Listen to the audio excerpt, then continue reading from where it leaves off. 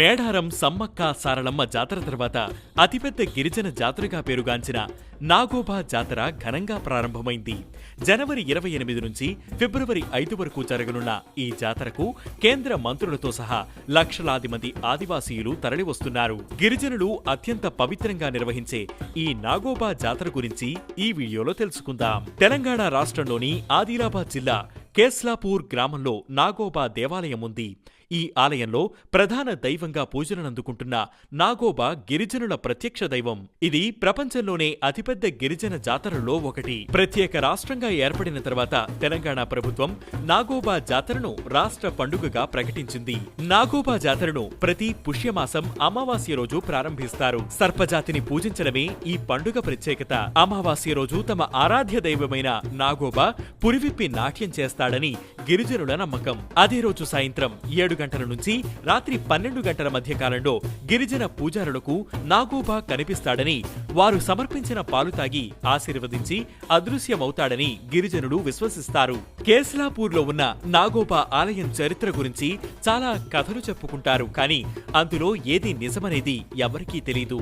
రాజ్కోండ్ ఆదివాసీ తెగలోని మేస్రం వంశస్థులు ప్రతి ఏడాది నాగోబా జాతరను నిర్వహిస్తారు. ఈ జాతర కోసం మేస్రం వంశీయులు దాదాపు 80 కిలోమీటర్లు కాలినడకన వెళ్లి గోదావరి జలాలను తీసుకువస్తారు. ఈ జలాలను తీసుకువచ్చే కుండలకు కూడా ప్రత్యేకత ఉంది. ఇచ్చోడ మండలం సిరికొండలోని గుగ్గిళ్ల వంశీయులు మాత్రమే నాగోబా కోసం కుండలు తయారు చేస్తారు. పుష్యమాసంలో నెలవంక కనిపించిన తర్వాత మేస్రం వంశీయులు ఎడ్ల బండుల్లో సిరికొండకు వెళ్తారు. అక్కడి గుగ్గిళ్ల వంశస్థుడైన కుమ్మరి గుగ్గిళ్ల పెద్దరాజన్న ఇంటికి చేరుకుని కుండలు తయారు చేయాలని కోరతారు. వంటల కోసం 2 పెద్ద కుండలు, వాటిపై కప్పిపెట్టేందుకు పాత్ర, ప్రమిదలు, నీటి కుండలు కలిపి సుమారు 130కి పైగా కుండల తయారీకి ఆర్డర్ ఇస్తారు. మేస్రం వంశీయులు ఈ కుండల్లో గంగాజలాన్ని తీసుకురావడమే కాకుండా వంట చేసి జాతరలో భక్తులకు భోజనం పెడతారు. ఈ కుండలను సిరికుండలు అని కూడా అంటారు. ఇక గోదావరి జలాలను తీసుకువచ్చిన తర్వాత జాతర ప్రాంగణంలో ఉన్న మర్రి చెట్టు కింద విడిది చేసి అమావాస్య రోజు రాత్రి నాగోబాకు కొత్త కుండల్లో గోదావరి నుంచి తెచ్చిన నీళ్లతో అభిషేకం చేస్తారు. తర్వాత క్షీరాభిషేకం చేసి గిరిజనుల ఆచారం మేరకు పూజలు నిర్వహిస్తారు. ప్రతి సంవత్సరం 10 రోజుల పాటు ఈ జాతర జరుగుతుంది. 3 సంవత్సరాలకోసారి పూజారిని మార్చడం ఆనవాయితీ.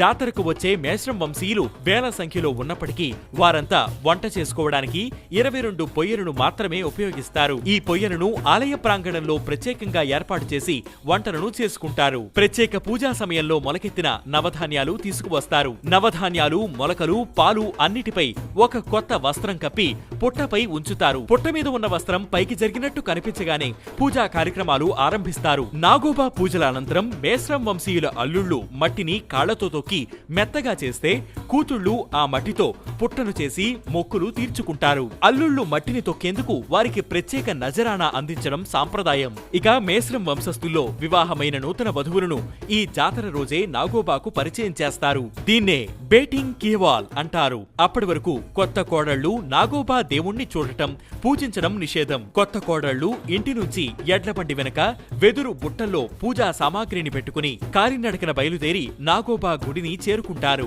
వీరిని బేటీ కిరియాడ్ అని పిలుస్తారు. ఈ కొత్త కోడళ్ల ముఖాలను తెల్లని వస్త్రాలతో కప్పి గుడిలోకి తీసుకువెళ్లి నాగోబాకు పరిచయం చేస్తారు. నాగోబా జాతర చివరి రోజున ప్రజా దర్బార్ నిర్వహిస్తారు. అయితే ఈ ప్రజా దర్బారుకు కూడా ఓ చరిత్ర ఉంది. గిరిజనుల భూమి కోసం, విముక్తి కోసం సాయుధ పోరాటం చేసిన కొమరం భీం మరణంతో గిరిజన జాతిలో నెలకొన్న అసంతృప్తిని చల్లార్చేందుకు, వారికి దగ్గరయ్యేందుకు అప్పటి నిజాం ప్రభువు ప్రయత్నించాడు. ఆ ప్రయత్నంలోనే హైమన్ డార్ఫ్ అనే ఆంథ్రోపాలజిస్ట్ ని ఆ ప్రాంతానికి పంపించాడు. అప్పుడు ఈ జాతర గురించి తెలుసుకున్న హైమన్ డార్ఫ్ కొండలు కోనలు దాటి వచ్చే గిరిజనుల సమస్యలను తెలుసుకుని పరిష్కరించేందుకు జాతరలో దర్బారు ఏర్పాటు చేయాలని అనుకున్నాడు. ఈ ఆలోచనకు నిజాం ప్రభువు ఒప్పుకోవడంతో 1946లో మొదటిసారి ప్రజా దర్బారిని నిర్వహించారు. స్వాతంత్ర్యం వచ్చిన తర్వాత జిల్లా కలెక్టర్ ఆధ్వర్యంలో కొనసాగిస్తున్నారు. జాతర చివరి రోజున జరిగే ఈ దర్బారుకు గిరిజన పెద్దలు, తెగల నాయకులు, ప్రజా ప్రతినిధులు, అధికారులు హాజరవుతూ ఉంటారు. ఈ దర్బారులో గిరిజనులు తమ సమస్యల గురించి అధికారులకు వివరిస్తారు. ఈ ప్రజా దర్బారుతో 10 రోజుల నాగోబా జాతర ముగుస్తుంది.